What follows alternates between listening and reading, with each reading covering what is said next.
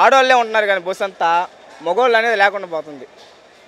ఈ free bus పెట్టిన వల్ల ప్రతి ఒక్కరికి చాలా ఇబ్బంది అయిపోతూ ఉంది. నేను పలానా దీంట్లోనే ఉన్నాను, జనసేన పార్టీలోనే. నేనే చెప్తున్నా, ఫ్రీ బస్సు వల్ల ఎంతో ప్రాబ్లమ్స్ అవుతూ ఉన్నాయి.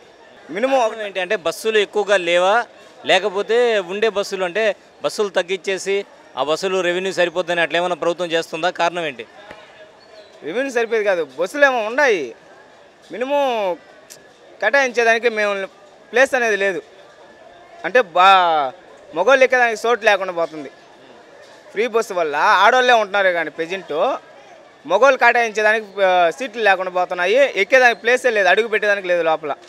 ఈ ఫ్రీ బస్సు వల్ల మగవాళ్ళకి చాలా ప్రాబ్లమ్స్ అవుతూ ఉన్నాయి.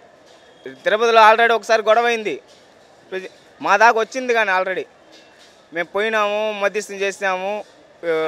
లేడీస్ కొట్టుకుంటా ఉన్నారా? లేడీస్ కొట్టుకునేది ఉంది, ఒక కండక్టర్ మీద తిరగబడేది. కానీ న్యూస్ పడుతున్నారా? వాస్తవమేనా ఇది? అంటే లేడీ కండక్టర్ ఏలూరు చెప్పింది నిజమేనా? తిరగబడతా ఉన్నారు బాయ్స్ అనేది, తిరగబడి కండక్టర్ని కొట్టి మొన్న దాకా స్ట్రైక్ గాని చేసి ఉన్నారు మన రేణుగుంట సర్కిల్ సైడ్. ఆ ప్రాబ్లం అనేది సాల్వ్ చేయాలంటే ఇంకొక ఎక్స్ట్రా బస్సులు వదలాల్సిందిగా, వదిలితేనే ఈ ప్రాబ్లం సాల్వ్ అవుతుంది. అప్పుడు దాకా ఈ ప్రాబ్లం అనేది సాల్వ్ అవ్వదు. ఫ్రీ బస్సు తమిళనాడులో పెట్టారు, తెలంగాణలో పెట్టారు, అంతా బాగానే ఉంది. మనకనేది బస్సులు సాల్టల్లా, మన ఏపీకి బస్సులు సాల్టల్లా, ఎక్స్ట్రా బస్సులు వదలాలి.